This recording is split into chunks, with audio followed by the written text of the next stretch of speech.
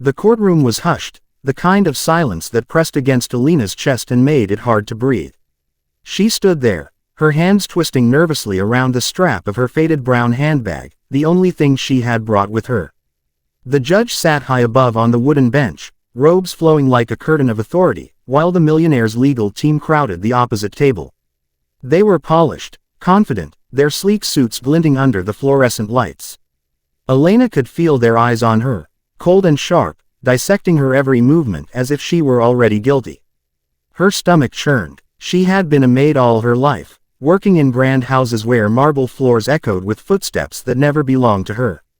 She scrubbed, dusted, and served, always careful to stay invisible. But now, standing in this courtroom, all eyes were fixed on her.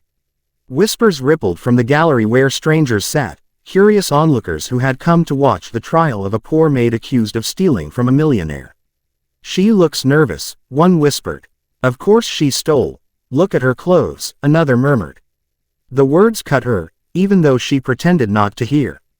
Alina's chest rose and fell quickly, trying to steady itself. She wanted to shout that she had not stolen a single thing, that she had served faithfully and honestly for years, but her voice felt locked deep inside her throat.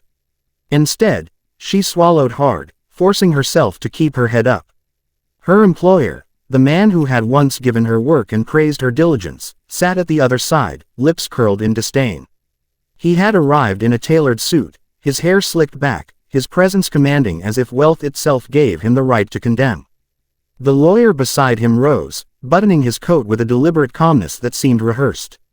He began to speak, painting Elena as a cunning thief who had betrayed the trust of her wealthy boss. "Ladies and gentlemen," his voice rang through the courtroom, smooth and confident, "this woman, employed out of generosity, decided that servitude was not enough. She stole from the very man who provided her livelihood." He lifted a glossy photo, evidence supposedly of the jewelry she had taken. Alina's breath caught. She had seen that necklace once, sparkling in its glass case, but she had never touched it. Her eyes darted to the jury, their expressions unreadable, stone-faced and distant. She wished they could see into her heart, could know the countless nights she had gone without food so she could send money home to her sick mother. She wished they knew how many hours she had stayed after work, scrubbing the silverware until her fingers ached, never once complaining. But none of that mattered here. Here, the weight of wealth and influence towered over her like a giant, and she felt like nothing more than a shadow about to be erased. The gavel struck once. "Order," the judge's voice commanded. Elena flinched at the sound. Her own lawyer had withdrawn from the case days ago, unable to continue pro bono when resources ran dry. She stood alone, trembling yet determined not to collapse. She told herself silently, "Hold on. You have the truth." But the truth seemed fragile against the towering walls of power. The millionaire's lawyer continued, laying out timelines, receipts, and statements. Each word was like a stone thrown at her chest. She wanted to cry out, to defend herself, but every time she tried to form words, her mouth went dry. She felt so small in the vast room, dwarfed by the grandeur of justice that did not feel just at all. Her heart ached as she looked down at her worn shoes, scuffed from years of walking to and from work. She thought of her son, waiting at home, not yet old enough to understand why his mother was in court. She had promised him she would come back, that she would fight. The gallery shifted, restless, their whispers like needles pricking her skin. "She's guilty. She'll never win against him." The sound made her legs weak, but Elena refused to sit. Her pride, fragile as glass, held her upright. She thought of her mother's voice, reminding her that dignity was the only thing no one could take away. At last, the judge looked at her. "You may respond to these accusations," he said. Elena's lips trembled. She stepped forward, clutching her bag tightly against her chest as if it contained her courage. She tried to speak, her voice soft but shaking. I did not steal," she whispered, her accent heavy, her words nearly lost in the cavernous room. "I served faithfully. I never took anything." A small laugh came from the other side of the courtroom, the millionaire's lawyer, a smile tugging at his lips. "Convenient denial," he muttered. The judge silenced him with a look, but the damage was done. The jury's eyes stayed cold, their silence louder than judgment. Elena swallowed again, forcing herself to go on. I worked. For years. I cleaned. I cared for his home. I did my duty. Her voice cracked, but she refused to stop. I may be poor. I may have nothing. But I am not a thief. Her words echoed faintly, and for a brief moment, the whispers ceased. The courtroom watched her, a single woman standing against an empire of wealth, trembling but unbroken. Her heart pounded wildly, her palms slick with sweat. She knew this was only the beginning, that more evidence, more accusations, and more humiliation were coming. Still, she stood her ground, the faintest flicker of defiance in her eyes. She did not yet know if anyone would believe her, or if anyone would stand with her. For now, she was utterly, terrifyingly alone. The gavel struck again. The trial had only begun. A heavy silence clung to the courtroom as Alina's words faded into the air, fragile and trembling. The millionaire's lawyer had already begun his rebuttal, stacking one polished argument over another like bricks forming a wall she couldn't climb. The jury sat stiffly, their eyes scanning documents, photographs, and timelines laid before them, all pointing to guilt she didn't deserve. Alina's knees felt weak, her chest tight, but she refused to collapse. She forced herself to remain upright, though her heart pounded like a trapped bird. It was as though the room itself was closing in, pressing down on her until she could hardly breathe. Then, from the back of the courtroom, a voice cut through the silence like a blade. "That's enough." Heads turned. Murmurs rippled through the crowd. The judge raised his brows, his gavel pausing midair as everyone's attention shifted. A man stepped forward, not dressed in the sharp suits of the millionaire's attorneys nor the polished attire of those accustomed to courtrooms. He wore a plain button-down shirt and dark trousers, his shoulders broad, his posture straight, the quiet authority of someone who had endured far greater trials than these walls had ever seen. Elena blinked, stunned. She had never seen him before. Who was this man who dared interrupt a millionaire's trial? "State your name," the judge ordered, a touch of irritation in his tone. The man stopped near the center, his voice steady, deep, and unwavering.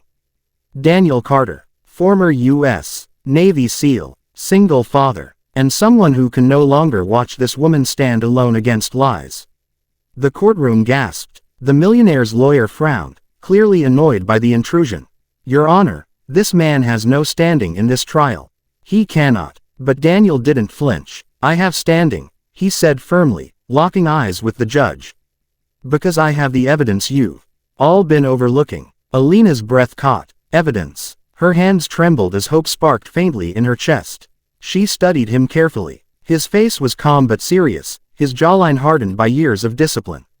There was a sharpness in his eyes, the kind of brilliance that came not from books but from a mind trained to solve problems under fire. He wasn't just a soldier. There was something else about him, an intensity that hinted at genius, hidden beneath an ordinary man's appearance. The judge leaned forward. "What evidence are you referring to, Mr. Carter?" Daniel reached into a folder he carried under his arm and spread documents onto the table nearest him. He moved with precision, as though every step had been carefully calculated long before he arrived. Bank statements, security footage, employee rosters, things anyone could have found if they'd cared to look beyond accusations and wealth. He slid a photo across the table toward the jury. "This shows the real thief, one of the millionaire's business associates, leaving the estate with the same necklace this maid has been accused of stealing. A time-stamped camera feed proves it." The millionaire's lawyer's face paled slightly. "This is outrageous. These documents are not admissible unless they're real." Daniel's voice sharpened. "They are verified. I don't deal in lies. I deal in facts, and in truth." Something this courtroom seems to have forgotten. Elena felt her chest tighten again, but this time from something other than fear. Tears brimmed in her eyes as she looked at him. A stranger, someone she had never met, was fighting for her with more conviction than she had ever seen. Daniel continued, his words sharp and deliberate. "This woman has worked honestly for years. She's raised her child on her own, cared for her sick mother, and endured indignities no one in this room could imagine. Yet she's standing here accused because it's easier to blame the poor than confront corruption among the powerful." His eyes swept across the jury, his gaze piercing. "Ask yourselves, who benefits from this crime? The maid who barely makes enough to survive? Or the associate who had access, motive, and a financial crisis no one bothered to mention?" The jury shifted, their stony faces cracking with hints of doubt. Some leaned closer to the photographs, the documents Daniel laid out. The judge, once impatient, now watched with a keen interest.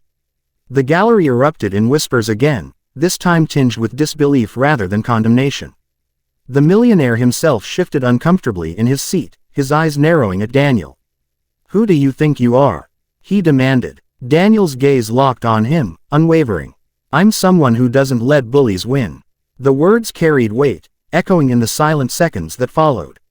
Elena clutched her handbag tightly, her heart aching. She had walked into this courtroom ready to face the worst, believing she had no one by her side. Yet here stood a man who owed her nothing, yet risked everything to expose the truth. He wasn't just defending her, he was dismantling the very wall that had been built to crush her. The judge cleared his throat. "Mr. Carter, this evidence will need to be examined thoroughly. But if what you present holds true, this case may take a very different turn." For the first time in hours, Elena felt her lungs expand fully, a breath of relief washing through her. She met Daniel's eyes across the room, her voice too soft to carry, but her lips formed a silent thank you. Daniel gave a small nod, almost imperceptible, but enough to reassure her that she wasn't alone anymore. The millionaire's lawyer scrambled, his polished demeanor cracking as he tried to counter the unexpected blow. But the tide had shifted. The jury now looked skeptical, the gallery curious, the judge intent. And at the center of it all, Elena no longer stood as a trembling maid accused of theft.